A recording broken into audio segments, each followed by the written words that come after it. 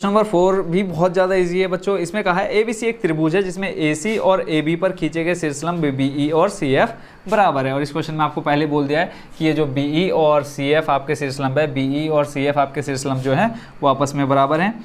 और इसमें बोला एक त्रिभुज है और AC और AB पर 2 शीर्षलंब खींचे गए।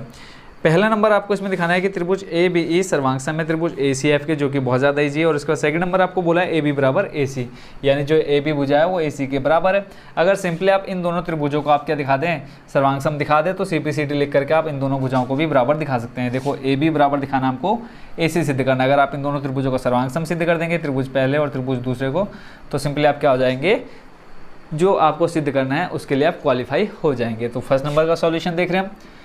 इसमें कहा है आपको कि दिखाना है क्या, त्रिभुज ABE सर्वांग दिखाना है त्रिभुज ACF के, ABE को दिखाना है त्रिभुज ACF के बराबर। तो दोनों त्रिभुजों को ले लेते हैं, त्रिभुज ABE और दूसरा आपका त्रिभुज है कौन सा, त्रिभुज ACF में।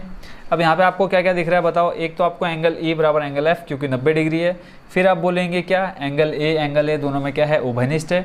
और फिर आपको दो चीज़ें एक मतलब दे रखा है कि BE बराबर CF है, यानी BE बराबर CF ही आपको दे रखा है, क्वेश्चन में ही दिया हुआ है।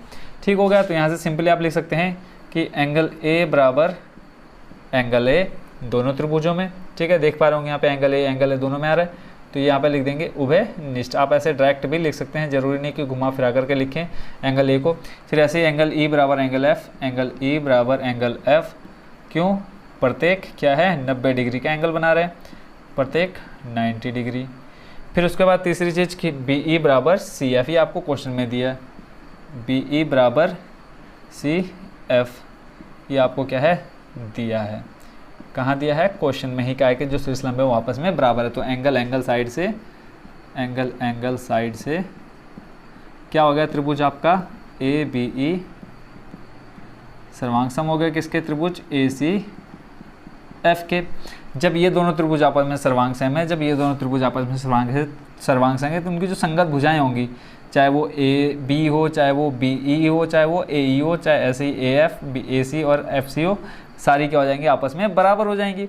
तो यहीं पे हम क्या लिखेंगे कि AB भुजा AB बराबर भुजा AC, यही आपको क्या करना था, सिद्ध करना है इसमें। तो AB बराबर AC, तो यहाँ पे आप लिख देंगे क्या, CPCT का मतलब क्या होता है बच्चों, सर्वांग सम त्रिभुज की संगत भुजाएं बराबर होती है। तो लास्ट में आप लिख देंगे कि त्रिभुज ABC, त्रिभुज जब दो भुजाएं बराबर होगी तो दो भुजाएं बराबर का मतलब क्या है, त्रिभुज ABC आपका क्या है, समद्विबाहु त्रिभुज है। तो त्रिभुज ABC एक क्या है, समद्विबाहु त्रिभुज है, समद्विबाहु त्रिभुज है।